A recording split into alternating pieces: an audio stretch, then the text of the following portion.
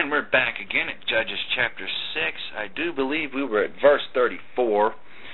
But the Spirit of the Lord came upon Gideon, and he blew a trumpet, and Abiezer was gathered unto him.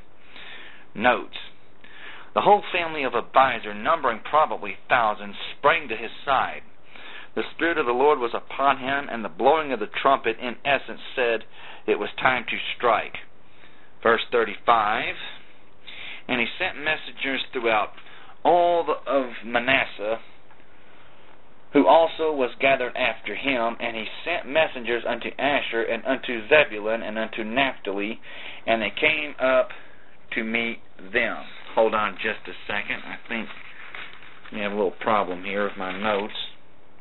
Okay, I'm fine. Anyways, verse 36. And Gideon said unto God, if you will save Israel by my hand, as you have said, behold, I will put a fleece of wool in the floor. And if the dew be on the fleece only, and it be dry upon all the earth beside, then shall I know that you will save Israel by my hand, as you have said. Notes. Keep the last phrase of this verse, as you have said, in mind. Verse 38. And it was so. For he rose up early on the morrow, and thrust the fleece together, and wringed the dew out of the fleece, a bowl full of water. And Gideon said unto him, who was God, let not your anger be hot against me, and I will speak this but once. Let me prove, I pray you, but this once with the fleece. Let it now be dry only upon the fleece, and upon all the ground let there be dew. Verse 40.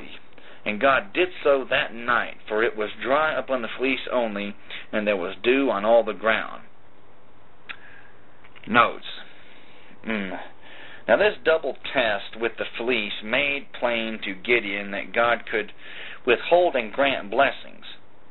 He could bless Gideon and no one else, and on the other hand, he could bless everybody else and not Gideon.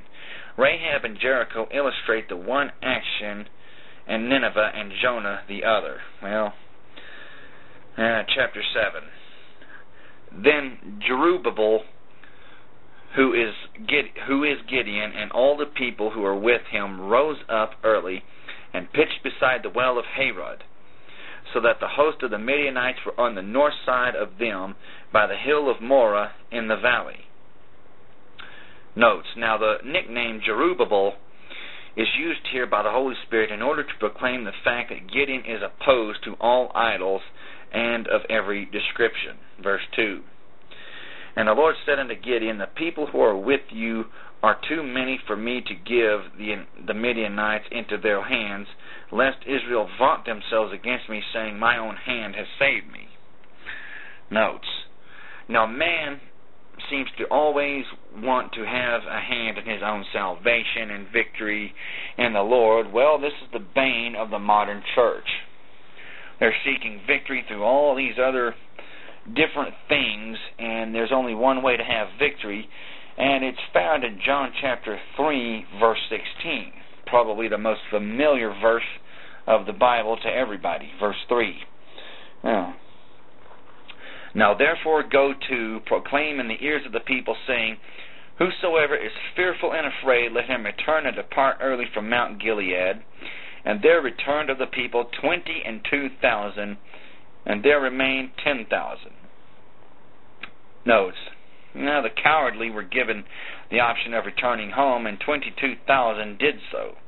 There is absolutely no place in the work of God for fear. The Lord cannot use such, as is so very much evidenced here.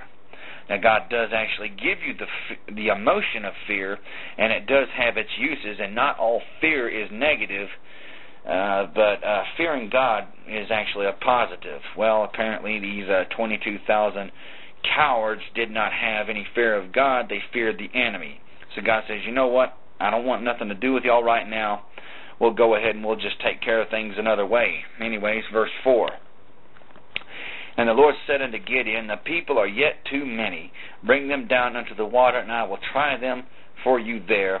And it shall be that of whom I say unto you, this shall go with you, the same shall go with you. And of whomsoever I say unto you, this shall not go with you, the same shall not go. Verse 5. So he brought down the people unto the water, and the Lord said unto Gideon, Every one who laps of the water with his tongue, as a dog laps, him shall you set by himself. Likewise every one who bows down upon his knees to drink.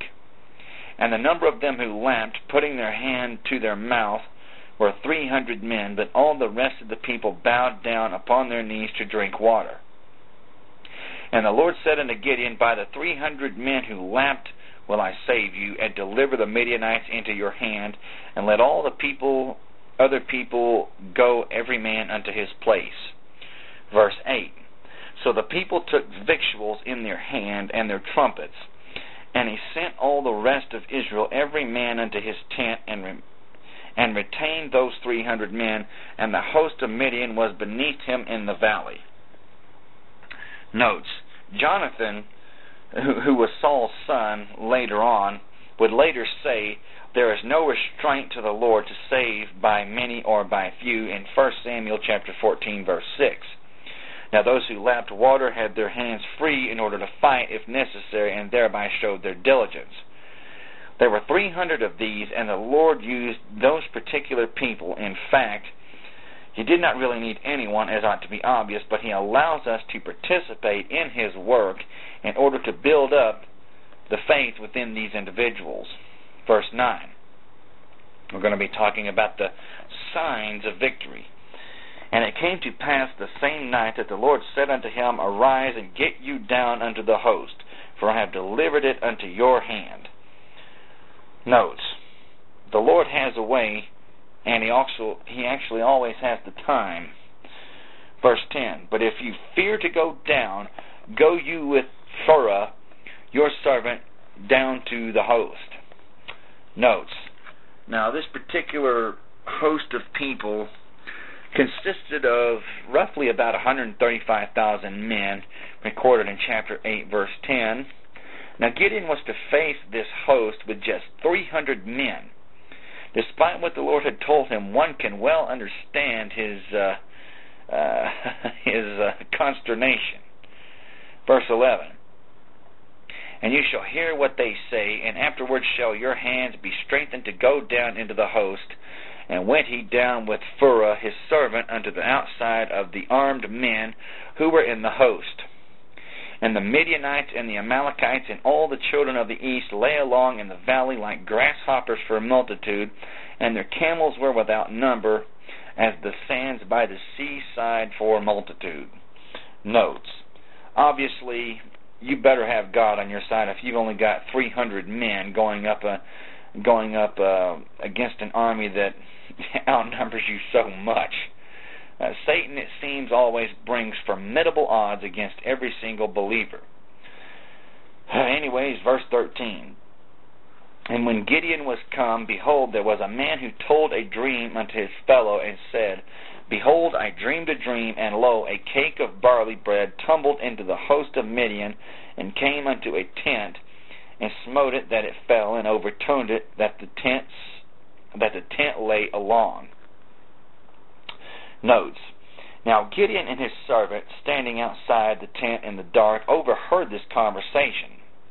Bread made from barley was the poorest of all bread, so the Lord is showing Gideon that one cake of barley bread, with God behind it, could overturn the greatest tent in the camp of Midian.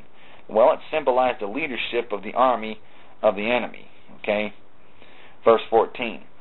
And his fellow answered and said, This is nothing else save the sword of Gideon, the son of Joash, a man of Israel. For into his land has God delivered Midian and all the host. Notes, now the dream and the interpretation are striking evidences of the terror which Gideon's name had already inspired among these Midianites. The Lord had placed the fear of Gideon into the hearts of the enemies. And we must pick up in chapter 7, verse 15 of the book of Judges. Thank you very much.